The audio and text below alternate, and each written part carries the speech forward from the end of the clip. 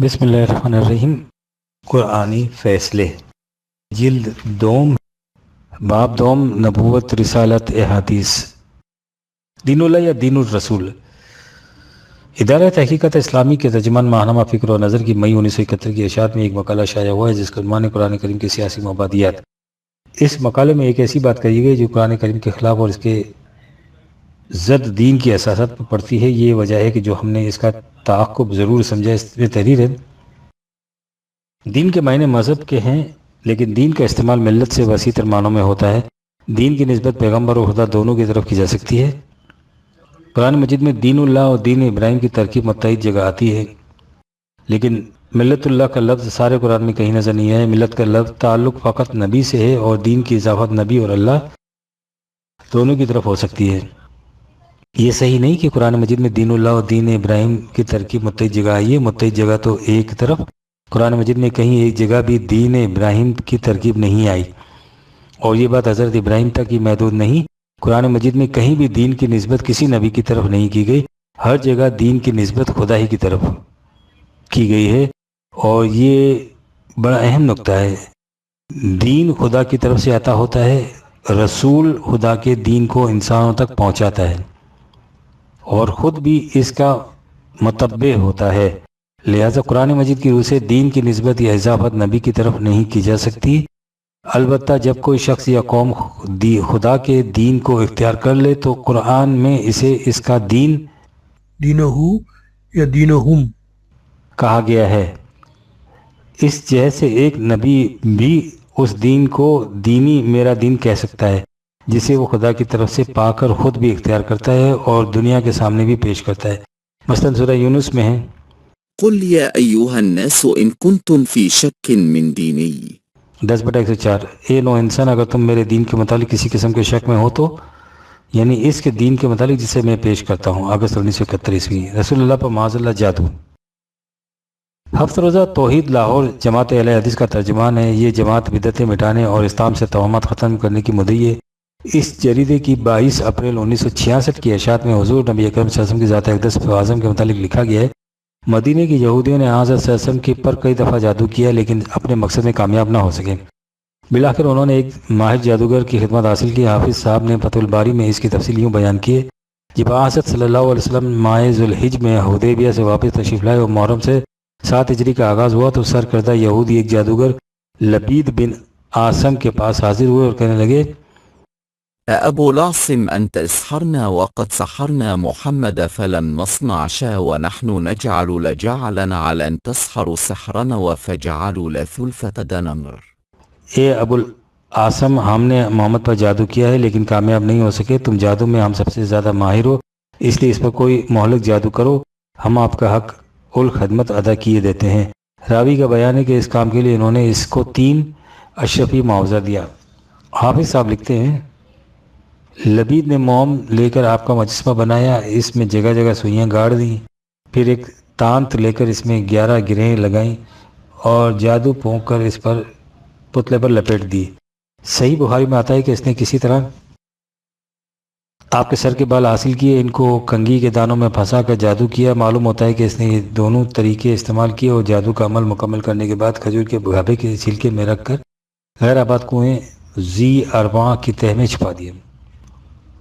اس کے بعد جوں دن گزرتے گئے آپ کی طبیعت بگڑنے لگی اور آپ پر بیماری کی کیفیت طاری ہو گئی، آپ کی بشارت پر بھی اثر پڑا، کھانے پینے اور ازدواجی تعلقات میں بھی فرق آ گیا۔ ابن عباس کہتے ہیں، مرض النبي وأخذ عن النساء والطعام والشراب۔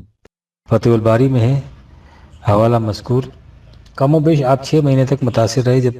جب تکلیف بڑھنے لگی تو ایک رات آپ نے اللہ تعالیٰ سے بار بار دعا کی۔ اللہ تعالیٰ نے آپ کو خواب میں فرشتوں کی معرفت جادو کی خبر بتا دی۔ چنانچہ آپ دوسرے دن صحابہ کی ایک جماعت لے کر کنویں پر گئے، اس کی تیز سے جادو شدہ پتلے اور کنگھی نکالی۔ آپ ماؤس دن پڑھتے جاتے تھے اور تانت سے گرہیں کھولتے اور پتلے سے سوئیاں نکالتے جاتے تھے۔ جب سوئی نکالتے تو آپ کو تکلیف محسوس ہوتی، لیکن اس کے بعد فوراً آرام آ جاتا ہے، حتیٰ کہ جب آپ نے وہ تمام عمل باطل کر دیا تو فی الفور آپ کے تمام عوارض دور ہو گئے، جیسے کوئی آدمی رسیوں میں بندھا ہوا ہو اور اس کی رسیاں کھول دی جائیں۔ طلوع اسلام۔ قرآن کریم میں ہے کہ مخالفین، کفار اور مشرکین حضور کے خلاف مختلف قسم کے بہتان تراشتے، کبھی آپ کو کاہن کہتے، کبھی شاعر، کبھی مجنون کہتے، کبھی مسحور، سورہ فرقان میں. وقال الظالمون إن تتبعون إلا رجلا مسحورا انظر كيف ضربوا لك الأمثال فضلوا فلا يستطيعون سبيلا. 25/8 اور 9. اور یہ ظالم مسلمانوں سے کہتے ہیں کہ تم ایک ایسے شخص کا اتباع کرتے ہو جس پر کسی نے جادو کر دیا ہے، دیکھو یہ تمہارے خلاف کس کس قسم کی باتیں کرتے ہیں، یہ گمراہ ہو چکے ہیں اور اب صحیح راستہ پا نہیں سکتے. یعنی کفار اور مشرکین حضور کے خلاف یہ بہتان بھی تراشتے کہ آپ پر معاذ اللہ کسی نے جادو کر رکھا ہے، اور اللہ تعالیٰ اس کی تردید کرتا ہے کہ یہ لوگ بکتے ہیں اور گمراہ ہو چکے ہیں. اور یہ ہمارے حامیان دین متین ہیں کہ بخاری شریف کے حوالے اور فتح الباری کی تائید کے ساتھ دھڑلے سے ہم ٹھونک کر کہتے ہیں کہ بالکل ٹھیک ہے کہ آپ پر جادو کیا گیا تھا، اس کا آپ پر اثر بھی ہوا تھا، یعنی آپ معاذ اللہ رجل مسحور تھے. اور فرمایا آپ نے کہ حضرات خدا اور اس کے رسول کے متعلق کس قسم کا تصور پیش کرتے ہیں، اور اگر کسی کی غیرت ایمانی سے گوارا نہ کرے کہ وہ اپنے رسول مقبول کی شان اقدس کے خلاف اس قسم کی باتوں کو سچا سمجھے، بالخصوص جب خود خدا اس کی تردید کر رہا ہو، اور کہہ دے کہ اس قسم کی روایات وضعی ہیں، تو اسے منکر حدیث قرار دے کر ملحد و مرتد اور نہ جانے کیا کچھ قرار دے دیا جائے. حقیقت یہ اس باغباں شد است کے سیاد عام نہ کرت. جون 1966. معراج شریف کس سال اور کس ماہ میں ہوا؟ روزنامہ کوہستان کے معراج النبی نمبر 19 اکتوبر 1968 میں مولانا احمد علی کا ایک مضمون معراج سید الانبیاء علیہ الصلوۃ والسلام کے عنوان سے شائع ہوا ہے. اس میں لکھا ہے اختلاف روایات. معراج شریف کس سال میں ہوا؟ سال ہجرت کے 6 ماہ پہلے ہوا. حوالہ کتاب فتح الباری شرح بخاری باب معراج. ہجرت کے 8 ماہ پہلے ہوا، یہ بھی فتح الباری شرح بخاری باب معراج. ہجرت سے 11 ماہ پہلے ہوا،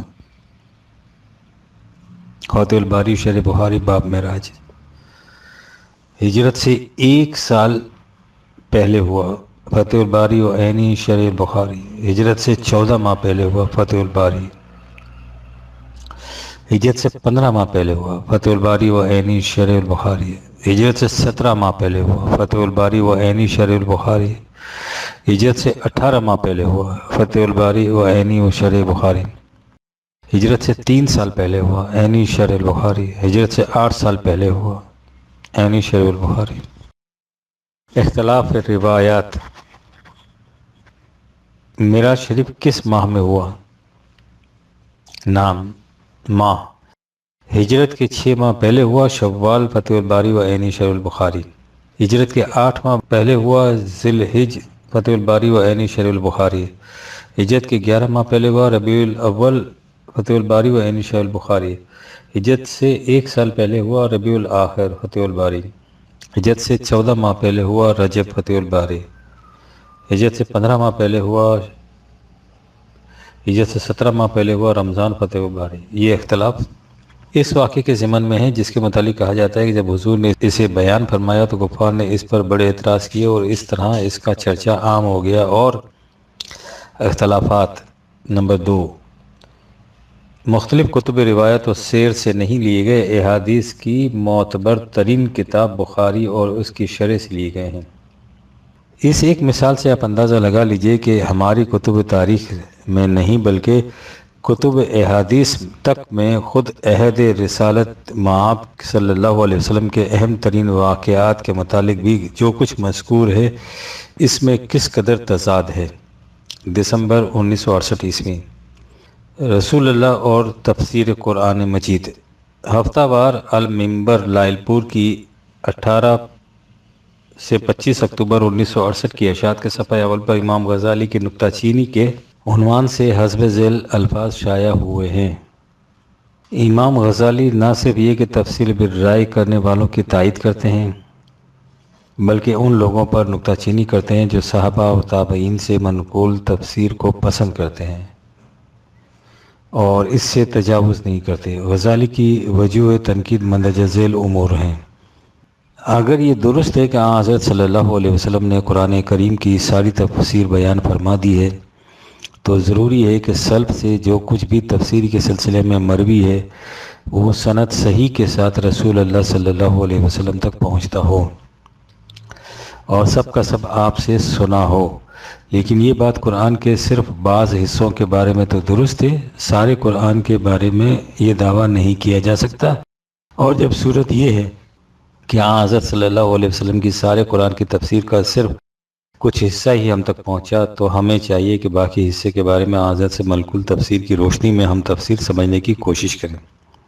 نمبر 2، یہ کہ صحابہ سے منقول جو تفسیر مرفوعاً ثابت نہیں، لامحالہ اسے تفسیر بالرائے قرار دیا جائے گا، اور جب انہوں نے ایک طرح ڈال دی ہے تو مناسب ہے کہ ہم بھی ان کے راستے پر چلیں اور تفسیر میں ان کے افکار اور آراء سے بھی اسی طرح سے مستفید ہوں جس طرح فقہ میں ان سے استفادہ کرتے اور عربیت میں ان کو حجت سمجھتے ہیں۔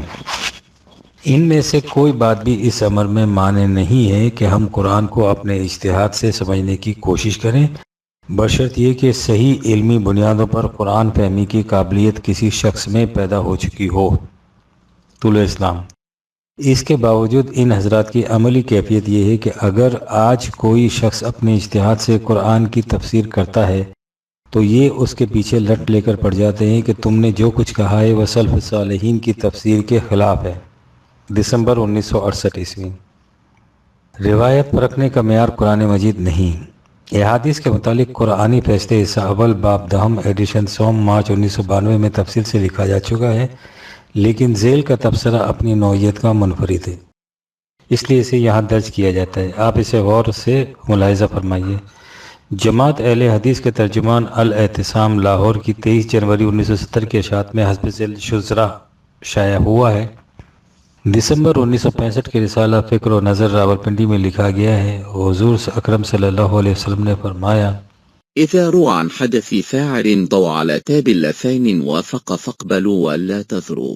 جب کوئی حدیث میری نسبت بیان کی جائے تو اس کا مقابلہ کتاب اللہ سے کرو، اگر قرآن کے حکم کے مطابق ہو تو قبول کرو ورنہ اسے چھوڑ دو۔ واضح رہے کہ یہ بات جو مقالہ نگار نے لکھی ہے جتنی بڑی شہرت پذیر ہے اسی قدر یہ بڑا جھوٹ ہے جو رسول اللہ صلی اللہ علیہ وسلم کے ذمہ لگایا گیا ہے۔ واقعہ یہ ہے کہ جس زمانے میں یہ روایت گھڑ کر رسول اللہ صلی اللہ علیہ وسلم کی طرف منسوب کی گئی، اسی دور میں ماہرین فن حدیث ائمہ کرام نے بانگ دہل اعلان کر دیا تھا کہ یہ ہرگز فرمان رسول نہیں بلکہ یہ عبارت زنادقہ گمراہ لوگوں کی وضع کردہ ہے۔ چنانچہ 4 صدی کے نامور فقیہ و محدث امام خطابی نے صراحت فرمائی ہے، تذکرۃ الموضوعات للفتنی صفحہ 28، مولانا عبدالحی لکھنوی حنفی کی ظفر الامانی میں صفحہ 267، نیز دیکھیے جامع بیان العلم ابن العبد البر صفحہ 191 جلد 2۔ امید ہے کہ محترم مقالہ نگار ڈاکٹر معصومی صاحب آئندہ احتیاط فرمائیں گے۔ آپ نے غور فرمایا کہ ان حضرات کے نزدیک احادیث کے پرکھنے کا معیار کیا ہے؟ یعنی اگر کوئی حدیث قرآن کے مطابق ہے تو سمجھ لیجئے کہ وہ رسول اللہ کی نہیں، اور اگر وہ قرآن کے خلاف ہے تو اسے صحیح سمجھیے، انا للہ و انا الیہ راجعون۔ اور یہ کچھ اس ذات اقدس و اعظم کے متعلق کہا جا رہا ہے جس کا یہ اعلان خود قرآن کریم میں موجود ہے کہ إن أتبع إلا ما يوحى إلي۔ 42/9، میں تو اس کا اتباع کرتا ہوں جو میری طرف وحی کیا جاتا ہے۔ مارچ 1970 عیسوی۔ روایات میں جنت کی تفصیل۔ سوال: قرآن شریف میں جنت کی بعض تفاصیل کا ذکر ہے، کیا حدیثوں میں بھی جنت کا ذکر آیا ہے؟ اس کی تفاصیل کیا ہیں؟ احادیث میں جنت کی بڑی تفاصیل دی گئی ہیں، ان سب کو یہاں درج کرنا مشکل ہے، چند ایک تفاصیل بطور نمونہ درج ذیل کی جاتی ہیں۔ یہ حدیث مشکات شریف کے اس اردو ترجمے سے لی گئی ہے جسے مولوی نور محمد کارخانہ تجارت کتب کراچی نے شائع کیا ہے۔ یہ اس کتاب کی دوسری جلد کے صفحات 326 لغایات 332 پر درج ہے۔ ہر حدیث سے پہلے اس کا نمبر شمار بھی دیا گیا ہے۔ ملاحظہ فرمائیے، ابو ہریرہ کہتے ہیں رسول اللہ صلی اللہ علیہ وسلم نے فرمایا ہے، جنت میں ایک درخت ہے، اگر کوئی سوار اس کے سائے میں 100 برس تک چلتا رہے تب بھی وہ سایہ ختم نہ کر سکے، اور جنت میں تمہاری کمان کی برابر جگہ ان تمام چیزوں سے بہتر و برتر ہے جن پر آفتاب طلوع یا غروب ہوتا ہے۔ بخاری و مسلم۔ ابی موسیٰ کہتے ہیں رسول اللہ صلی اللہ علیہ وسلم نے فرمایا ہے، جنت میں مومن کے لیے ایک خالی موتی کا ایک خیمہ ہوگا جس کا عرض ایک روایت میں ہے جس کا طول 60 کوس کا ہوگا۔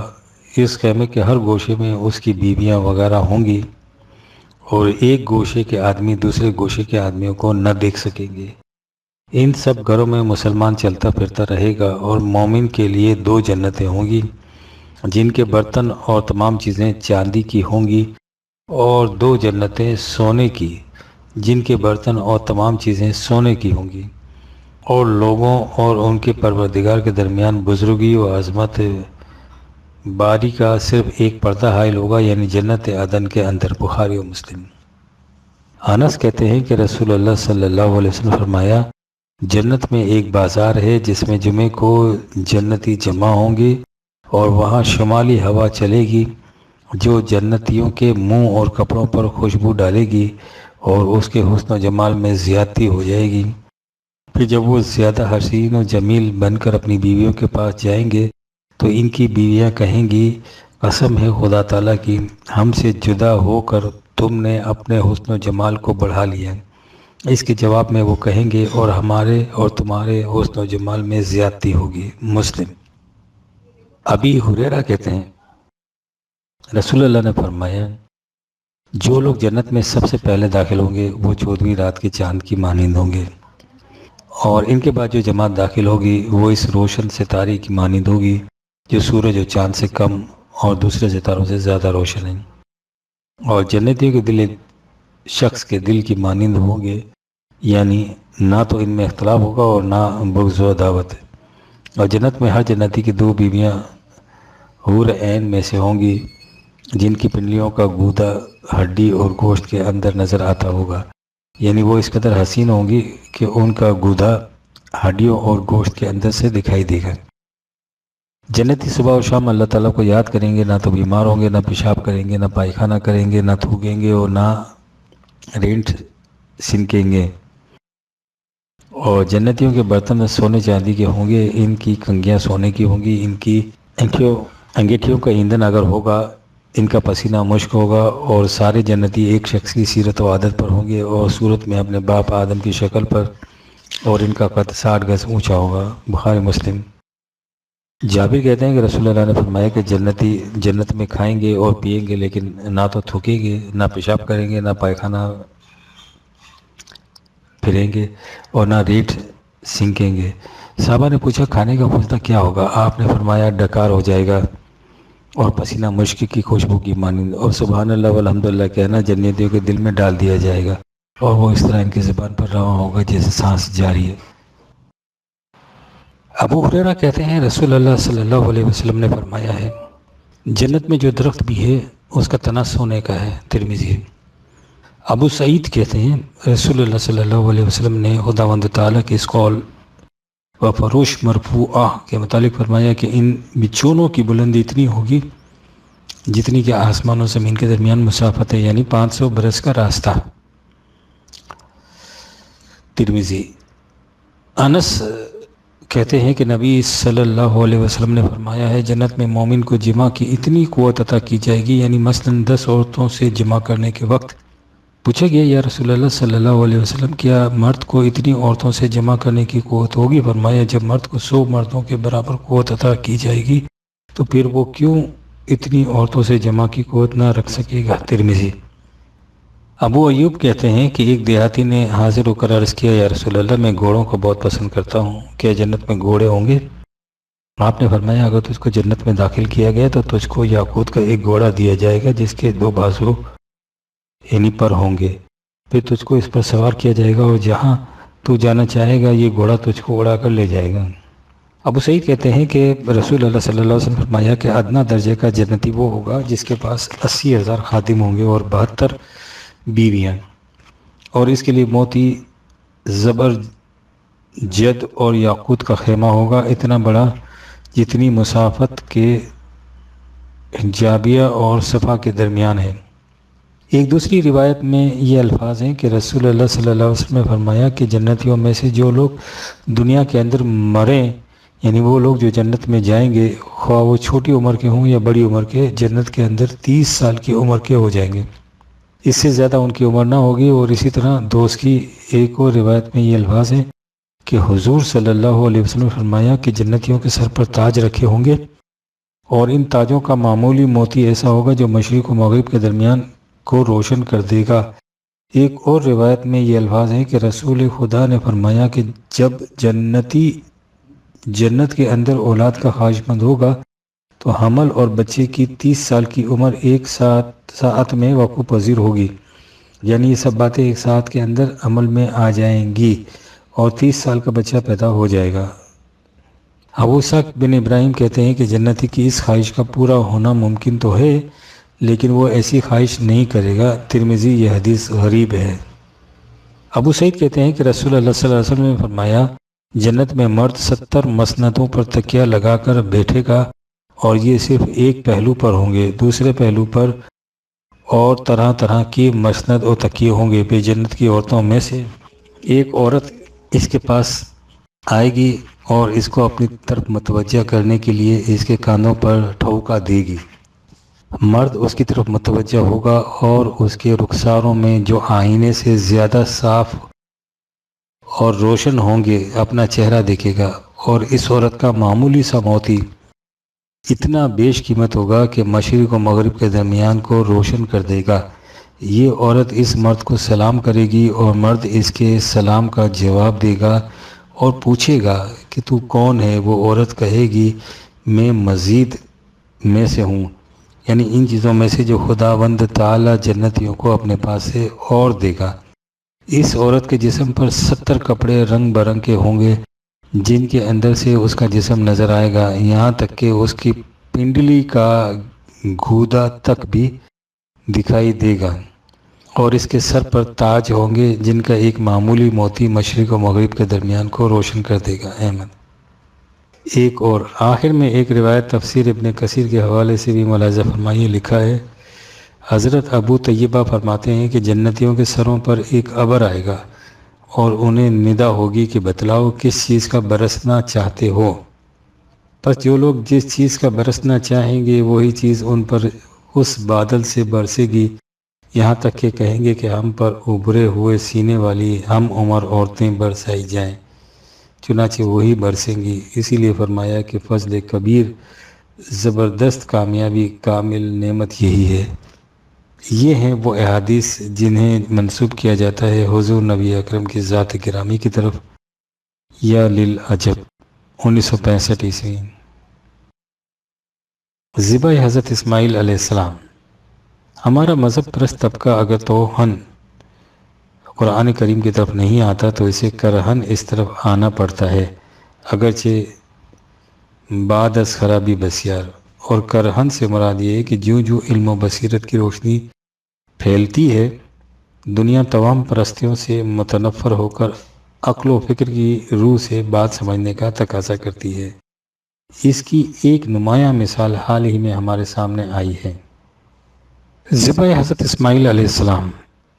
ہمارا مذہب پرست طبقہ اگر تو قرآن کریم کی طرف نہیں آتا تو اسے کرہن اس طرف آنا پڑتا ہے، اگرچہ بعد از خرابی بسیار، اور کرہن سے مراد یہ ہے کہ جو علم و بصیرت کی روشنی پھیلتی ہے دنیا تمام پرستیوں سے متنفر ہو کر عقل و فکر کی روح سے بات سمجھنے کا تقاضا کرتی ہے۔ اس کی ایک نمایاں مثال حال ہی میں ہمارے سامنے آئی ہے۔ ہمارے یہاں یہ عقیدہ مسلسل چلا آ رہا ہے کہ خدا نے حضرت ابراہیم علیہ السلام کو خواب میں حکم دیا کہ وہ اپنے بیٹے حضرت اسماعیل کو خدا کی راہ میں قربان کر دیں، چنانچہ انہوں نے اس حکم کی تعمیل میں اپنے بیٹے کو ذبح کرنے کے لیے لٹا دیا اور خدا نے اسے بچا لیا اور اس کی جگہ جانور کی قربانی کا حکم دے دیا۔ عرصہ ہوا پرویز صاحب نے اس سلسلے میں لکھا کہ وہ خواب حضرت ابراہیم کے اپنے خیالات کا عکاس تھا، خدا کی طرف سے نہیں تھا۔ خدا کے متعلق یہ تصور کرنا کہ وہ انسان کی قربانی کا حکم دے گا بڑی زیادتی ہے۔ باقی رہا حضرت اسماعیل کا ذبح عظیم ہونا، تو اس سے مراد یہ تھی کہ انہیں اور ان کی ذریت کو وادی غیر ذی زرع میں خانہ کعبہ کی تبلیت کے لیے وقف کر دیا جائے۔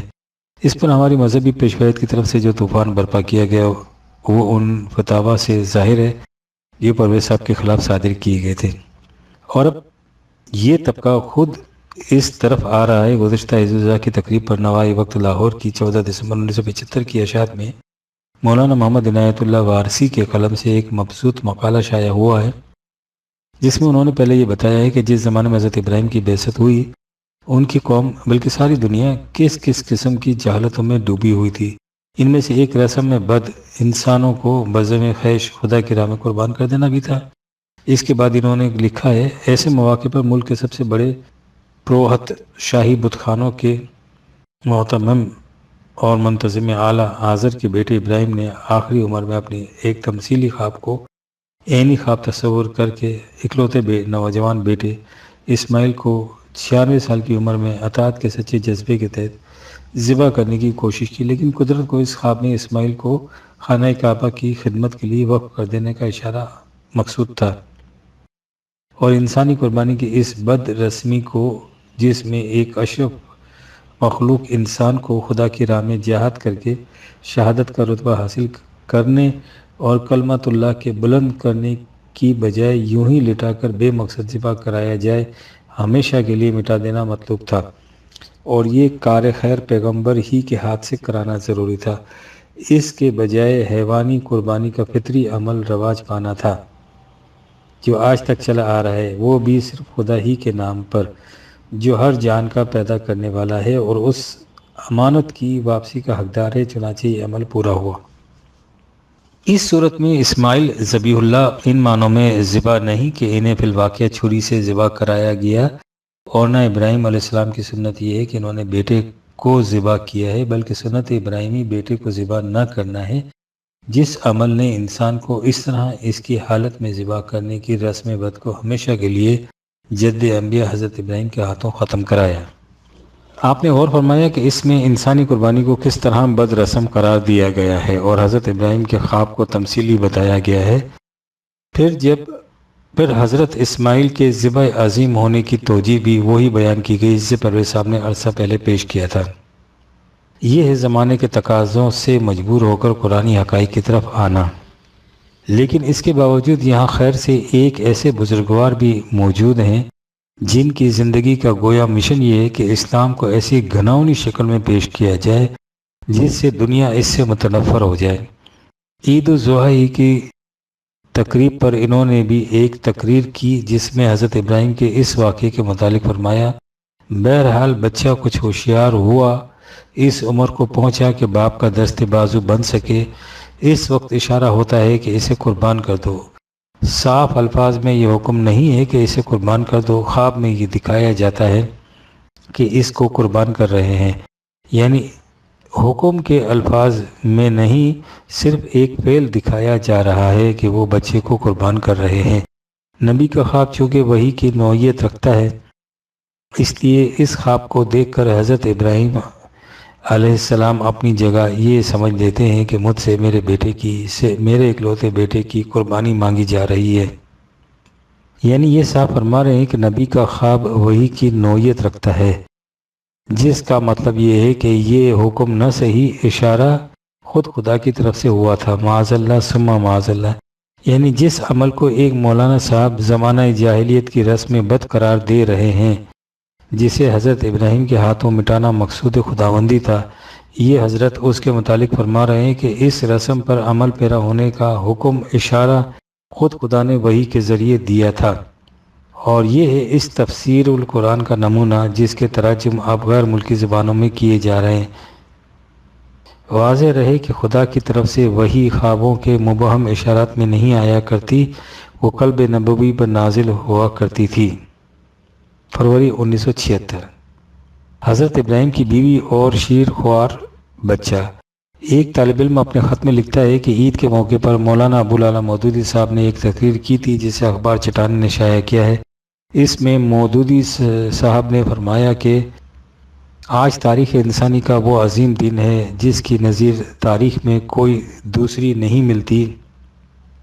ذرا اپنی آنکھوں کے سامنے اس نقشے پر غور کیجئے کہ ایک انسان مکہ معظمہ کی وادی میں جو پہاڑوں میں گھری ہوئی تھی اور جس میں آس پاس دور دراز کہیں کسی آبادی کا نشان نہ تھا، وہاں اپنے اکلوتے بچے کو لے کر اس کی ماں کے ساتھ چھوڑ دیتا ہے اور پانی کا ایک مشکیزہ اور ایک تھیلے میں کچھ کھجوریں اس کے پاس رکھ دیتا ہے۔ جب وہ وہاں سے پلٹنے لگتا ہے تو اس کی بیوی اس سے کہتی ہے کہ مجھے کہاں چھوڑے جا رہے ہو، اس بچے کو کہاں چھوڑے جا رہے ہو؟ مگر وہ خاموشی کے ساتھ چلے جاتے ہیں۔ آخر کار وہ پوچھتی ہیں کہ کیا خدا کے حکم سے ایسا کر رہے ہیں؟ وہ جواب دیتے ہیں ہاں، خدا کے حکم سے ایسا کر رہے ہیں۔ اور اس صبر و ضبط کی پیکر اور اللہ پر بھروسہ کرنے والی خاتون نے یہ سننے کے بعد کہ خدا کے حکم سے ایسا کیا جا رہا ہے کوئی فکر اور کسی پریشانی اور کسی اضطراب کا اظہار نہیں کیا اور اس جنگل میں بیٹھ گئی۔ اس کے بعد یہ طالب علم لکھتا ہے کہ اس واقعے کے پڑھنے کے بعد میرے دل میں جو خیالات پیدا ہوئے ہیں انہیں تحریر نہیں کر سکتا۔ میرا دل یہ ماننے کو تیار نہیں کہ حضرت ابراہیم جیسی عظیم شخصیت نے ایسا کیا ہوگا، لیکن جب میں نے یہ پڑھا کہ حضرت ابراہیم نے کہا کہ وہ خدا کے حکم سے ایسا کر رہے ہیں تو میرے دل میں اور بھی اضطراب پیدا ہوا کہ کیا اللہ تعالیٰ اس قسم کا حکم دیتا تھا؟ میں بڑی کشمکش میں مبتلا ہوں۔ مجھے بتائیے کہ کیا یہ واقعہ قرآن مجید میں ہے؟ اگر نہیں تو پھر مودودی صاحب نے ایسا کس طرح کہہ دیا؟ یہ واقعہ قرآن شریف میں نہیں ہے، تورات میں ہے اور وہیں سے ہماری کتب روایات میں درج کر دیا گیا ہے، اور اسی کو مودودی صاحب جیسے مفسر عام کرتے چلے جا رہے ہیں تاکہ سوچ سمجھ سے کام لینے والے طالب علم اسلام سے برگزشتہ ہو جائیں۔ اور جب طلوع اسلام یہ کہتا ہے کہ بابا خدا کے لیے اس قسم کی وضعی روایت کو رسول اللہ کی احادیث مت کہو، تو اسے منکر حدیث قرار دے کر بدنام کرنے کی مہم شروع کر دی جاتی ہے۔ اس میں شبہ نہیں کہ مودودی صاحب اپنے مشن میں ہیں بہت کامیاب۔ اس طالب علم نے تو اپنے شکوک کے ازالے کے لیے ہم سے دریافت کر لیا۔ نامعلوم اس جیسے کتنے طلباء اور دیگر تعلیم یافتہ نوجوان ان باتوں کو اسلام کی تعلیم سمجھ کر دین سے برگزشتہ ہو چکے ہیں اور ہوتے جا رہے ہیں۔ فروری 1976 عیسوی۔ نبوت نبی اکرم صلی اللہ علیہ وسلم کے خلاف یہودیوں اور عیسائیوں کی سازش، حیات و وفات مسیحی جیسے مسائل کی اہمیت۔ ایک صاحب لکھتے ہیں قرآن شریف کی روح سے ایک مسلمان کے لیے تمام سابقہ انبیاء پر ایمان لانا ضروری ہے اور ہم ان پر ایمان لاتے ہیں، لیکن ان میں سے حضرت عیسیٰ کی پیدائش اور وفات کے مسائل نے اس قدر اہمیت حاصل کر رکھی ہے کہ یہ گویا ہمارے لیے ایمان کی شرط قرار پا گئے ہیں۔ جو شخص ان مسائل میں مولوی صاحبان کا ہم نوا نہیں ہوتا اس پر کفر کے فتوے لگ جاتے ہیں، حالانکہ وہ حضرت عیسیٰ کی نبوت کا قائل ہوتا ہے جو ایمان کے لیے بنیادی تقاضا ہے۔ تمام انبیاء کرام میں سے حضرت عیسیٰ کی ان خصوصیات کو اس قدر اہمیت کیوں دی جاتی ہے اور اس کی وجہ کیا ہے؟ اسے تفصیل سے سمجھائیے گا کہ ان سوالات نے ہمیں پریشان کر رکھا ہے۔ جواب: ان مسائل نے اس قدر اہمیت کیوں حاصل کر رکھی ہے یہ بات سمجھ میں نہیں آ سکے گی جب تک یہ نہ سمجھ لیا جائے کہ یہود اور نصارہ نے ہمارے ساتھ کیا کیا ہے۔ حضور نبی اکرم صلی اللہ علیہ وسلم نے جو دین پیش کیا تھا اس کا مقابلہ نہ یہودیت کر سکتی تھی اور نہ عیسائیت۔ یہ لوگ قرآن مجید میں تو کوئی رد و بدل کر نہیں سکتے تھے، انہوں نے ایسی روایت وضع کر کے انہیں جزو دین بنا دیا جسے اسلام کی صحیح صورت ہی مسخ ہو گئی۔ اس طرح وہ اگر اپنے مذاہب کو اسلام سے افضل ثابت نہ بھی کر سکے تو بھی اسلام کو ان کی سطح پر لانے میں ضرور کامیاب ہو گئے۔ چنانچہ ہمارے مروجہ اسلام کا بیشتر حصہ ان تحریفات پر مشتمل ہے جنہیں اسرائیلیات کہا جاتا ہے۔ اسلام میں اس طرح تبدیلی پیدا کرنے کے بعد سوال انبیاء کرام کا سامنے آیا۔ ان کی محرف کتابوں میں ان کے انبیاء کی جو زندگی سامنے آتی ہے وہ حضور نبی اکرم کی بلند اور پاکیزہ سیرت کے مقابلے میں ٹھہر ہی نہیں سکتی۔ ان کی دوسری کوشش یہ تھی کہ وہ حضور کی طرف ایسی باتیں منسوب کر دیں جن سے ان کے انبیاء آپ سے بلند مقام پر نظر آئیں۔ مثال کے طور پر آپ بخاری شریف میں معراج سے متعلق روایت کو دیکھیے۔ اس میں کہا گیا ہے کہ جب حضور واپس تشریف لا رہے تھے تو راستے میں آسمان پر حضرت موسیٰ سے ملاقات ہوئی۔ اس کے بعد کیا ہوا اسے بخاری شریف کے الفاظ میں سنیے۔ حضرت موسیٰ نے پوچھا کہ آپ کو کیا حکم دیا گیا ہے؟ حضرت نے فرمایا مجھے ہر روز 50 نمازوں کا حکم دیا گیا ہے۔ موسیٰ نے کہا کہ آپ کی امت ہر روز 50 نمازیں نہیں پڑھ سکتی، اور میں نے خدا کی قسم آپ سے پہلے لوگوں کا تجربہ کیا ہے اور بنی اسرائیل کے ساتھ بہت سخت برتاؤ کیا ہے، بس آپ اپنے پروردگار کے پاس لوٹ جائیے اور اپنی امت کے لیے اس میں تخفیف کی درخواست کیجیے۔ چنانچہ میں لوٹ گیا اور اللہ نے مجھے 10 نمازیں معاف کر دیں۔ پھر میں موسیٰ کے پاس واپس لوٹ کے آیا تو انہوں نے ویسا ہی کہا۔ پھر میں لوٹ گیا اور اللہ نے مجھے 10 نمازیں معاف کر دیں۔ پھر میں موسیٰ کے پاس لوٹ کے آیا تو انہوں نے ویسا ہی کہا۔ پھر میں خدا کے پاس لوٹ گیا تو مجھے ہر روز 5 نمازوں کا حکم دیا گیا۔ پھر میں موسیٰ کے پاس لوٹ کے آیا تو انہوں نے پوچھا کہ آپ کو کس چیز کا حکم دیا گیا ہے؟ میں نے کہا ہر روز 5 نمازوں کا حکم دیا گیا ہے۔ پوچھا کہ آپ کو کس چیز کا حکم دیا گیا ہے؟ انہوں نے کہا کہ آپ کی امت ہر روز 5 نمازیں نہیں پڑھ سکتی، اور بے شک میں نے آپ سے پہلے لوگوں کا تجربہ کیا ہے، وہ بنی اسرائیل کے ساتھ بہت سخت برتاؤ کیا ہے، پس آپ اپنے پروردگار کے پاس لوٹ جائیے اور اپنی امت کے لیے اس میں تخفیف کی درخواست کیجیے۔ حضرت نے فرمایا میں نے اپنے پروردگار سے کئی مرتبہ درخواست کیا، مجھے شرم آتی ہے، لہٰذا اب میں راضی ہوں اور اس کے حکم کو تسلیم کرتا ہوں۔ اب غور کیجیے کہ اس روایت کی روح سے اس خدا کو چھوڑیے جس نے نماز جیسے فریضے کے متعلق اس طرح کا حکم دیا۔ دیکھیے یہ کہ حضرت موسیٰ کے مقابلے میں حضور نبی اکرم کی کیا پوزیشن سامنے آتی ہے۔ آپ نے دیکھا کہ یہودی سازش اس ایک روایت کے ذریعے اپنے مقصد میں کس قدر کامیاب ہو گئی۔ اس نے اپنے نبی کو کیا مقام عطا کر دیا اور حضور نبی اکرم کو کس مقام پر لے آئی۔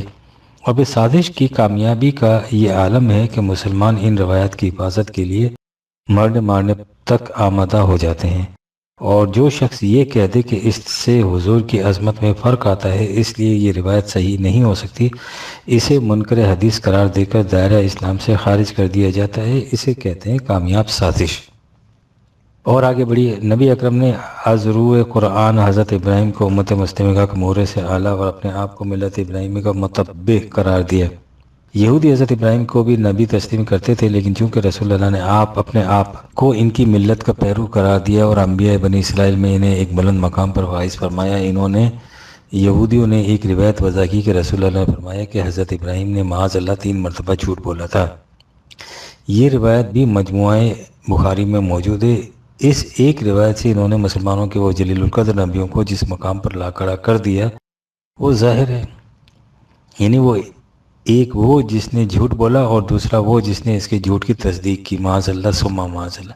اب مسلمان ہیں کہ اس روایت کو اپنے سینے سے لگائے پھر رہے ہیں، اور یہودی یہ فلیتا چھوڑ کر الگ بیٹھے ہنس رہے ہیں۔ ہم اس مقام پر انہی مثالوں پر اکتفا کرتے ہیں، ورنہ ہمارے احادیث کے مجموعے میں اس قسم کی وضعی روایات موجود شامل ہیں جن سے حضور نبی اکرم کی سیرت مقدسہ معاذ اللہ بے حد داغدار ہو کر سامنے آتی ہے۔ ظاہر ہے کہ یہ سب اسلام کے مخالفین کی سازش کا نتیجہ ہے، لیکن آج کوئی مسلمان ان کا انکار کرے اور پھر دیکھے کہ علماء حضرات اس کا کیا حشر کرتے ہیں۔ اب آئیے عیسائیوں کی طرف۔ بخاری شریف کے پہلے باب کا عنوان ہے رسول اللہ کی طرف وحی کی ابتدا کس طرح ہوئی۔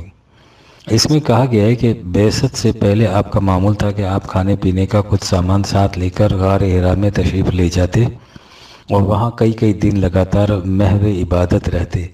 واضح ہے کہ اس روایت کا اتنا حصہ بھی اس زمانے کا وضع کردہ نظر آتا ہے جب مسلمانوں میں تصوف آیا اور صوفیہ نے پہاڑوں، جنگلوں، غاروں میں ریاضتوں اور مراقبوں کے ذریعے خدا سے شرف ہم کلامی حاصل کیا۔ اس ہم کلامی کی سند قرآن مجید سے تو مل نہیں سکتی تھی۔ انہوں نے یہ روایت وضع کی کہ خود رسول اللہ نے اس طریق سے خدا سے ہم کلامی کا مقام حاصل کیا تھا۔ یہ سارا تصور قرآن کے خلاف ہے۔ اول تو ختم نبوت کے بعد خدا سے ہم کلامی کے امکان کا تصور ہی ختم نبوت کی مہر کو توڑ دیتا ہے۔ دوسرے یہ کہ نبوت خدا کی طرف سے وہبی طور پر ملتی تھی، مراقبوں اور ریاضتوں سے حاصل نہیں کی جا سکتی تھی۔ اس کے متعلق تو قرآن یہاں تک کہتا ہے کہ ہونے والے نبی کو 1 ثانیہ پہلے بھی اس کا علم و احساس نہیں ہوتا تھا کہ اسے اس مرتبہ بلند کے لیے منتخب کیا جا رہا ہے، لیکن جب اسے وحی سے سرفراز کیا جاتا تھا تو یہ سارا ماجرا واضح طور پر اس کے سامنے آ جاتا تھا، پھر اس میں کوئی شک و شبہ نہیں رہتا تھا۔ لہذا اس روایت کا شروع کا حصہ بھی اس کے اگلے حصے کی طرح وضعی ہے، لیکن ہم نے اس مقام پر اسے اس کے اگلے حصے کی نسبت سے درج کیا ہے۔ اس میں کہا گیا ہے کہ حضور اس طرح غار حرا میں تشریف لے جایا کرتے تھے۔ ایک دن کیا ہوا کہ فرشتہ آپ کے پاس آیا اور اس نے آپ سے کہا کہ پڑھو۔ آپ نے فرمایا کہ میں پڑھا ہوا نہیں ہوں۔ آپ فرماتے ہیں پھر فرشتے نے مجھے پکڑ لیا اور مجھے زور سے دبایا، یہاں تک کہ مجھے تکلیف ہوئی، پھر مجھے چھوڑ دیا اور کہا کہ پڑھیے، تو میں نے کہا کہ میں پڑھا ہوا نہیں ہوں۔ پھر فرشتے نے مجھے پکڑ لیا اور زور سے دبایا، یہاں تک کہ مجھے تکلیف ہوئی، پھر مجھے چھوڑ دیا اور کہا کہ پڑھیے، تو میں نے کہا کہ میں پڑھا ہوا نہیں ہوں۔ آپ فرماتے ہیں کہ فرشتے نے مجھے پکڑ لیا اور 6 بار مجھے زور سے دبایا، پھر مجھ سے کہا کہ اقرأ بسم ربک، یعنی 96/1 2 3، اپنے پروردگار کے نام کی برکت سے پڑھو جس نے ہر چیز کو پیدا کیا، انسان کو بستہ خون سے پیدا کیا، اور یقین کر لو کہ تمہارا پروردگار بڑا بزرگ ہے۔ بس رسول اللہ صلی اللہ علیہ وسلم کا دل اس وقت واقعے کے سبب سے مارے خوف کے ہلنے لگا، اور آپ خدیجہ کے پاس تشریف لائے اور وہاں لوگوں سے کہا کہ مجھے کمبل اڑا دو، مجھے کمبل اڑا دو۔ ان لوگوں نے آپ کو کمبل اڑا دیا، یہاں تک کہ جب آپ کے دل سے خوف جاتا رہا تو آپ نے خدیجہ سے سب حال جو غار میں گزرا تھا بیان کر کے کہا کہ بلا شبہ مجھے اپنی جان کا خوف ہے۔ خدیجہ بولی کہ آپ کو اس قسم کا خیال کرنا ہرگز نہیں چاہیے، خدا کی قسم اللہ آپ کو کبھی پریشان نہ کرے گا، یقیناً آپ قرابت کی پاسداری کرتے ہیں اور خدا کی راہ میں مدد کرتے ہیں۔ پھر خدیجہ آپ کو لے کر چلی اور ورقہ بن نوفل اپنے چچا کے بیٹے کے پاس آپ کو لائیں، اور ورقہ ایک شخص تھا جو زمانہ جاہلیت میں نصرانی ہو گیا تھا اور عبرانی کتاب لکھا کرتا تھا، یعنی جس قدر اللہ کو منظور ہوتا تھا انجیل کو عبرانی میں لکھا کرتا تھا، اور بڑا بوڑھا آدمی تھا کہ بینائی جا چکی تھی۔ تو اس سے خدیجہ نے کہا کہ میرے بیٹے اپنے بھتیجے نبی صلی اللہ علیہ وسلم سے ان کا حال سنو۔ ورقہ بولے ابھی میرے بھتیجے تم کیا دیکھتے ہو؟ رسول خدا صلی اللہ علیہ وسلم نے جو کچھ دیکھا تھا ان سے بیان کر دیا۔ تو ورقہ نے آپ سے کہا کہ یہ وہ فرشتہ ہے جسے اللہ تعالیٰ نے موسیٰ پر نازل کیا تھا، ایک کاش میں اس زمانے میں جب آپ نبی ہوں گے جوان ہوتا، ایک کاش میں اس وقت تک زندہ ہی رہتا جب تک کہ آپ کو آپ کی قوم مکے سے نکالے گی۔ رسول اللہ صلی اللہ علیہ وسلم نے یہ سن کر بہت تعجب سے فرمایا کیا یہ لوگ مجھے نکالیں گے؟ ورقہ نے کہا ہاں، جس شخص نے آپ کی جیسی بات کی اس سے ہمیشہ دشمنی کی گئی، اور اگر مجھے آپ کے نبوت کا زمانہ مل گیا تو میں آپ کی بہت زوردار مدد کروں گا۔ مگر چند ہی روز میں ورقہ کی وفات ہو گئی اور وحی کی آمد چند روز کے لیے سست ہو گئی۔ آپ نے غور فرمایا ہے اس ایک وضعی روایت میں عیسائی کیا کچھ کر گئے ہیں؟ وہ یہ کہہ گئے ہیں کہ رسول اللہ کے سامنے فرشتہ آیا، اس نے خدا کی وحی آپ تک پہنچائی، خدا نے آپ کو نبوت سے سرفراز فرمایا، لیکن آپ کو کچھ معلوم نہ ہو سکا کہ یہ کیا ہوا ہے، الٹا آپ پر خوف طاری ہو گیا۔ یہ بات ایک عیسائی عالم ورقہ بن نوفل نے بتائی کہ آپ پر وحی نازل ہوئی ہے، آپ کو نبوت سے نوازا گیا ہے، یعنی اجزائے نبوت سے متعلق اس عیسائی عالم کو خود صاحب نبوت نبی اکرم سے بھی زیادہ علم تھا۔ اس کے کہنے پر کہ آپ کو نبوت مل رہی ہے آپ اپنے آپ کو نبی سمجھنے لگ گئے، لیکن یہ علم و شہادت کے باوجود خود عیسائی کا عیسائی ہی رہا، آپ پر ایمان نہ لایا۔ آپ نے غور فرمایا کہ اس ایک روایت سے عیسائیوں نے اپنے ایک عالم کے مقابلے میں حضور کو کس مقام پر لا کھڑا کیا ہے۔ اسی سلسلے میں انہوں نے اپنے نبی حضرت عیسیٰ کو ان خصوصیات کا حامل قرار دیا جو ظاہر ہے کہ رسول اللہ میں نہیں تھی، یعنی یہ کہ ان کی حضرت عیسیٰ کی پیدائش بھی دنیا کے تمام انسانوں حضرات انبیاء اکرام اور خود حضور نبی اکرم کے مقابلے میں منفرد تھی، اور ان کی حیات عرضی کی پہلی منزل بھی منفرد، وہ بن باپ کے پیدا ہوئے اور زندہ آسمان پر تشریف لے گئے۔ اس طرح انہوں نے اپنے نبی حضرت عیسیٰ کی افضلیت حضرت حضور نبی اکرم پر ثابت کر دی، اور اپنے اس دعوے کی تائید و تصدیق خود مسلمانوں کی روایت سے کر دی، اور ان روایت کی اہمیت اس قدر بڑھا دی کہ یہ مسلمانوں کے ہاں گویا جذب ایمان قرار پا گئی۔ اس کے بعد آگے بڑھیے اس دن کے متعلق جسے حضور نبی اکرم نے پیش کیا تھا۔ خدا نے کہا کہ ليظهره على الدين كله. 61/9 وہ تمام ادیان عالم پر غالب آئے گا۔ ظاہر ہے کہ اسلام کا یہ غلبہ حضور نبی اکرم کی حیات عرضی میں تکمیل تک نہیں پہنچا تھا، اسے آپ کے بعد آپ کی امت کے ہاتھوں تکمیل تک پہنچتا تھا، لیکن نزول حضرت مسیح سے متعلق روایت میں کہا گیا کہ یہ غلبہ حضرت عیسیٰ کے ہاتھوں تکمیل تک پہنچے گا، یعنی دین مصطفی کا آخری غلبہ رہین منت ہوگا عیسائیوں کے نبی حضرت عیسیٰ کے ہاتھوں کا۔ یہ جو ان وضعی روایت کی روح سے اعتراضات ابھرے کہ ایک انسان بجسد عنصری آسمان پر زندہ کس طرح رہ سکتا اور واپس آ سکتا ہے، تو اس اعتراض سے بچنے کے لیے بعض نے کہہ دیا کہ وہ آنے والا مسیح ابن مریم بنفس نفیس نہیں ہوگا، ان کا مثیل ہوگا۔ سادہ لوگ خوش ہو گئے کہ اس اعتراض کا جواب مل گیا، لیکن اتنا نہ سوچا کہ اس سے عیسائیوں کے ہاتھ کتنا بڑا حربہ آ گیا۔ انہوں نے کہا کہ یہ سوچو کہ جس نبی حضرت عیسیٰ کا مثل دین محمدی کو غلبہ عطا کرے گا، خود اس نبی کا مقام کس قدر بلند ہوگا، یعنی جو بات معاذ اللہ نبی اکرم سے نہ ہو سکی، آپ کی امت میں سے کسی سے نہ ہو سکی، اسے ہمارے عیسائیوں کے نبی کے مثیل نے آ کر پورا کر دیا۔ جب مثیل کی عظمتوں کا یہ عالم ہے تو خود اس نبی کے مقام کی رفتوں کا اندازہ کون کر سکتا ہے؟ یہ ہے جو کچھ یہودی اور عیسائی سازشوں نے ہمارے ساتھ کیا ہے، اور ہم ہیں کہ ان روایات کو جزو ایمان بنا بیٹھے ہیں۔ یاد رکھیے روایات کے صحیح و وضعی ہونے کا معیار قرآن کریم میں، اور قرآن کریم میں کسی آنے والے کا ذکر نہیں۔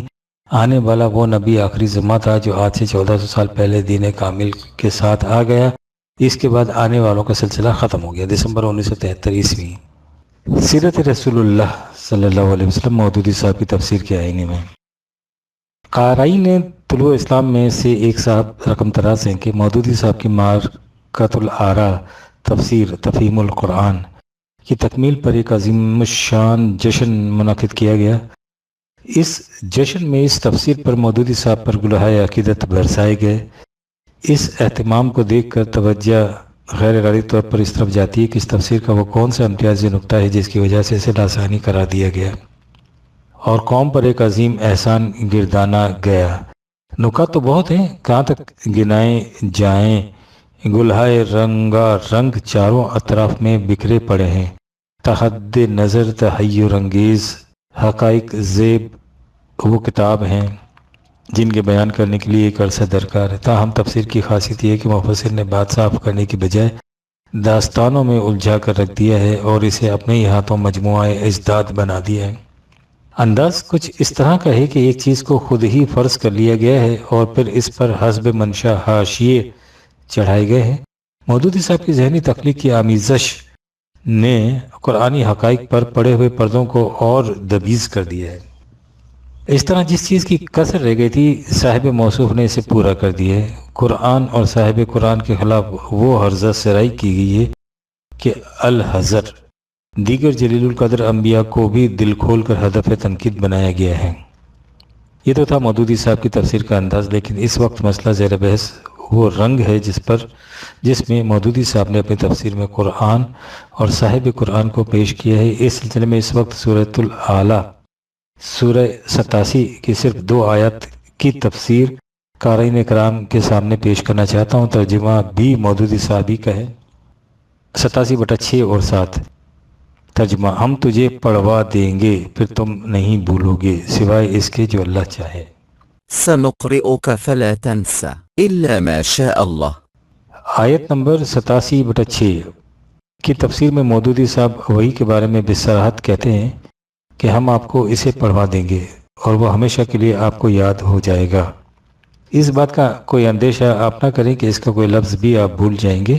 اس آیت سے یہ بات ثابت ہوتی ہے کہ قرآن جس طرح معجزے کے طور پر حضرت صلی اللہ علیہ وسلم پر نازل کیا گیا تھا، اسی طرح معجزے کے طور پر ہی اس کا لفظ آپ کے حافظے میں محفوظ بھی کر دیا گیا تھا، اور اس بات کا کوئی امکان باقی نہیں رہنے دیا گیا تھا کہ آپ اس میں سے کوئی چیز بھول جائیں یا اس کے کسی لفظ کی جگہ کوئی دوسرا ہم معنی لفظ آپ کی زبان مبارک سے ادا ہو جائے۔ اس سے صاف ظاہر ہے کہ اور ہے بھی حقیقت کہ خدا کا منشا یہ تھا کہ قرآن حکیم حضور کے سینے میں اس طرح جمع اور محفوظ کر دیا جائے کہ اس بات کا کوئی امکان باقی نہ رہے کہ آپ اس میں سے کچھ بھول جائیں یا کسی لفظ کی جگہ کوئی دوسرا ہم معنی لفظ آپ کی زبان مبارک سے نکل جائیں۔ کیونکہ خدا ایسا ہرگز نہیں چاہتا تھا۔ لیکن آیت کے اس حصے الا ماشاء اللہ کی تفسیر کرتے ہوئے مودودی صاحب بھی لکھتے ہیں کہ اس فکرے کے دو مطلب ہو سکتے ہیں۔ ایک یہ کہ پورے قرآن کا لفظ بلفظ آپ کے حافظے میں محفوظ ہو جانا آپ کی اپنی قوت کا کرشمہ نہیں ہے، بلکہ اللہ کا فضل اور اس کی توفیق کا نتیجہ ہے، ورنہ اللہ چاہے تو اسے بھلا سکتا ہے۔ دیکھا آپ نے کس قدر تضاد ہے استدلال میں اور الجھاؤ بیان میں۔ آپ ذرا سوچیے کہ جب خدا نے ایسا چاہا ہی نہیں تھا کہ جو کچھ حضور کے سینے میں جمع اور محفوظ کرا دیا جائے گا اس میں سے کچھ بھی حضور بھول سکیں گے، تو دوسرے ہی ٹکڑے کی تفسیر میں خدا کے اس قانون کے بقیے کیوں ادھیڑ دیے گئے جب اللہ تعالیٰ نے کیٹیگوریکلی حتمی طور پر یہ اعلان کر دیا سنقرئك فلا تنسى 87/6 میں یہ ایسے اعلان کی حیثیت اختیار کر گیا جس کے خلاف کبھی کچھ نہیں ہو سکتا۔ کیا قرآن حکیم کا یہ اعلان مودودی صاحب کے لیے قابل قبول نہیں؟ مگر سب سے زیادہ ہل دلانے والا ان آیات کی تفسیر کا وہ حصہ ہے جو ہاں آپ فرماتے ہیں۔ دوسرا مطلب یہ بھی ہو سکتا ہے کہ کبھی وقتی طور پر آپ کو نسیان لاحق ہو جانا اور آپ کا کسی آیت یا لفظ کو کسی وقت بھول جانا اس وعدے سے مستثنی ہے۔ وعدہ جس بات کا کیا گیا ہے وہ یہ ہے کہ آپ مستقل طور پر قرآن کے کسی لفظ کو نہیں بھول جائیں گے۔ دیکھا آپ نے ایک غلط مفروضے کی بنا پر مودودی صاحب کس قسم کی کلا بازیاں کھا رہے ہیں۔ پہلے ایک بات کو خود ہی وضاح کرنا اور پھر اس کی تعویلیں کرنا، یہ کہاں کا فہم ہے قرآن میں؟ اگر ٹامک ٹوئیاں مارنے کی بجائے جناب مودودی قرآن کی بارگاہ سے پوچھتے تو ان آیات کا مفہوم نکھر کر سامنے آ جاتا، کیونکہ اس کا دعویٰ ہے انا علینا بیان ہو 75/19، اور پھر ایسا کرنے سے ان کا وقت اور توانائی بھی ضائع ہونے سے بچ جاتے جنہیں وہ کسی تعمیری کام میں صرف کر سکتے تھے۔ لیکن جس کے فہم کا انحصار غیر از قرآن پر ہو تو ایسی حالت میں قرآن اس کی کیا مدد کر سکتا ہے؟ چنانچہ زیر نظر آیات کی تفسیر کی وضاحت میں مودودی صاحب فرماتے ہیں اس مفہوم کی تائید صحیح بخاری کی اس روایت سے ہوتی ہے کہ ایک مرتبہ صبح کی نماز پڑھاتے ہوئے رسول اللہ صلی اللہ علیہ وسلم قرات کے دوران میں ایک آیت چھوڑ گئے۔ نماز کے بعد حضرت امی بن کعب نے پوچھا کیا آیت منسوخ ہو چکی ہے؟ حضور نے فرمایا نہیں، میں بھول گیا تھا۔ اب صاحب تفسیر نے حضور کو ایسی کشتی پر سوار کرا دیا ہے کہ وہ نسیان کے متلاطم موجوں میں تپیڑے کھاتی نظر آتی ہے۔ اگر مودودی صاحب کی فکر کا سرچشمہ قرآن ہوتا تو ان سے ایسی حرکت کبھی سرزد نہ ہوتی۔ سوال پیدا ہوتا ہے کہ اگر مودودی صاحب کی فکر کا سرچشمہ قرآن نہیں تو پھر کیا ہے؟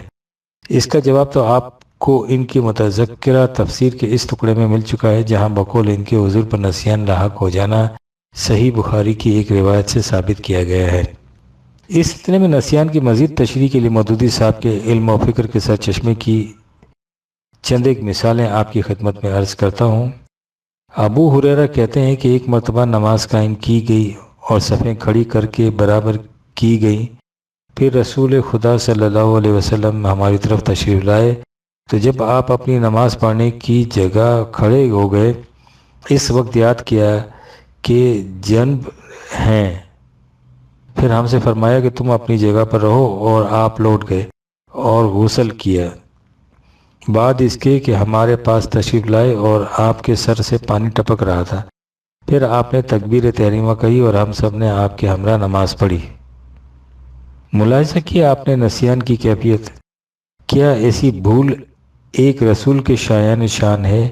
اور آگے بڑھیے، عبداللہ یہی نہ کہتے ہیں اور قبیلہ از وشنودا کے ہیں اور بنی عبد مناف کے ہیں اور نبی صلی اللہ علیہ وسلم کے اصحاب میں سے تھے کہ نبی صلی اللہ علیہ وسلم نے ایک دن لوگوں کو ظہر کی نماز پڑھائی تو بھولے سے پہلی 2 رکعتوں کے ختم پر کھڑے ہو گئے اور بیٹھے نہیں، تو لوگ بھی آپ کے ساتھ کھڑے ہو گئے، یہاں تک کہ جب آپ نماز تمام کر چکے اور لوگ آپ کے سلام پھیرنے کے منتظر ہوئے تو آپ نے بیٹھے ہی بیٹھے تکبیر کہی اور سلام پھیرنے سے پہلے 2 سجدے کیے، بعد اس کے سلام پھیرا۔ حضرت ابو ہریرہ کہتے ہیں کہ ایک مرتبہ نبی صلی اللہ علیہ وسلم نے ہمیں ظہر یا عصر کی نماز پڑھائی، 2 رکعتوں کے بعد آپ نے سلام پھیر دیا۔ ذویل یدین نے آپ سے عرض کیا یا رسول اللہ کیا آپ نماز کچھ کم پڑھائی گئی. اس وقت آپ نے 2 ہی رکعتیں پڑھیں. پھر آپ نے اپنے اور اصحاب سے پوچھا کہ کیا ذوی الیدین صحیح کہتے ہیں؟ ان لوگوں نے عرض کی جی ہاں. تو آپ نے 2 رکعتیں اور پڑھیں، پھر 2 سجدے کیے. اس مضمون کی کئی روایات اور بھی آپ کو ملیں گی، لیکن اختصار کے طور پر میں نے چند ایک ہی پر اکتفا کیا ہے. مندرجہ بالا روایات، ایک تو حضور کا بقول روایت نماز میں بھول جانا نظر آئے گا، اور دوسرے اس بھول کے کفارے میں 2 سجدے سہو کے ادا کرنا نظر آئیں گے. ان 2 سجدوں کی اساس بھی ملاحظہ فرمائیے. حضرت ابو ہریرہ کہتے ہیں کہ رسول خدا صلی اللہ علیہ وسلم نے فرمایا، جب کوئی شخص تم میں سے نماز پڑھنے کھڑا ہوتا ہے تو شیطان آتا ہے اور اس کے دل میں شبہ ڈال دیتا ہے، یہاں تک کہ وہ بھول جاتا ہے کہ اس نے نماز کس قدر پڑھی ہے. لہذا جب یہ بات کسی کو پیش آوے تو اسے چاہیے کہ بیٹھے بیٹھے 2 سجدے کر لے. اس روایت کی مدد سے جو کوئی نماز میں بھول جاتا ہے وہ شیطان کے غلبے کی وجہ سے بھول جاتا ہے. لہذا معاذ اللہ بقول ان کے حضور نبی اکرم صلی اللہ علیہ وسلم بھی شیطان کے غلبے کی وجہ سے نماز میں بھول جاتے تھے، جس کی وجہ سے 2 سجدے سہو کے ادا کرتے تھے. دیکھا آپ نے متذکرہ تفسیر میں مودودی صاحب کے بیان کردہ نسیان کے ڈانڈے کہاں سے جا کر ملتے ہیں. یہ قرآن کی تفسیر ہے یا معاذ اللہ تصحیق؟ لیکن برادران عزیز، قرآن حکیم کا فتویٰ اس بات میں کچھ اور ہے. قصہ آدم کی تمثیل میں ابلیس نے اللہ تعالیٰ سے قیامت تک کے لیے مہلت مانگی تاکہ وہ لوگوں کو بہکا سکے اور ان کے دل میں وسوسے ڈال سکے. اللہ تعالیٰ نے اس کو مہلت دے دی اور ساتھ ہی یہ بھی اعلان کر دیا کہ إن عبادي ليس لك عليهم سلطان إلا من اتبعك من الغاوين. 15/42 میں ہے، تیرا غلبہ میرے مخلص بندوں میں پر نہیں ہو سکے گا، تیرا بس انہی پر چلے گا جو متوازن راہ چھوڑ کر تیرے پیچھے لگ جائیں گے. اور پھر اس کا اعتراف خود ابلیس نے بھی کیا تھا. إلا عبادك منهم المخلصين. 15/40 بے شک جو اللہ کے مخلص بندے ہیں ان پر میرا زور نہیں چل سکے گا اور نہ ہی میرا غلبہ ان پر ہو سکے گا. تو پھر برادران عزیز، آپ خود ہی اپنے دل سے پوچھئے کہ کیا نبی اکرم صلی اللہ علیہ وسلم سے بڑھ کر بھی کوئی عبد خالص ہے؟ اور کیا خالص مطلق کے واضح فتوے کے باوصف اور ابلیس کے اپنے اعتراف کے باوجود ایک لمحے کے لیے بھی یہ باور کیا جا سکتا ہے کہ حضور جیسی ہستی پر شیطان کے غلبے سے نماز میں نسیان لاحق ہو سکتا تھا، جس کے کفارے کے لیے وہ سجدہ سہو ادا کرتے تھے؟ یہ ہے نمونہ اس مایہ ناز تفسیر تفہیم القرآن کا، جس کی تکمیل پر جشن مسرت منایا گیا اور جسے انسانیت پر ایک عظیم احسان قرار دیا گیا. آخر میں شمع قرآن کی روشنی میں جسے طلوع اسلام نے اپنے ہاتھوں میں تھام رکھا ہے، بہو محولہ بالا سورۃ العلیٰ کی آیات کا ترجمہ و مفہوم پیش کرتا ہوں. سنقرئك فلا تنسى. 87/6 اے محمد، ہم قانون الہی قرآن کو تیرے سینے میں اس طرح جمع و محفوظ ثبت کر دیں گے کہ تو اسے کبھی بھول نہیں سکے گا، ترک نہیں کر سکے گا. اور پھر تاکید و تائید کے لیے کہا إلا ما شاء الله. 7/87 اور خدا نے ہرگز ایسا نہیں چاہا کہ قانون الہی قرآن کبھی بھی تیرے قلب و نگاہ سے محو ہو سکے. اس آیت میں اللہ استثناء کے لیے نہیں بلکہ جو حقیقت آیت نمبر 87/6 میں بیان کی گئی ہے اس کی تائید و تاکید کے لیے آیا ہے. عربی دان اسے اچھی طرح سے جانتے ہیں، لہٰذا اس قسم کے تراجم و تفاسیر بالکل غلط اور گمراہ کن ہیں جو مودودی صاحب نے اپنی تصنیف تفہیم القرآن میں پیش کیے ہیں. علم تفسیر کا اصل سرچشمہ قرآن حکیم ہے، باقی سب بتانے آزری. دسمبر 1973 عیسوی.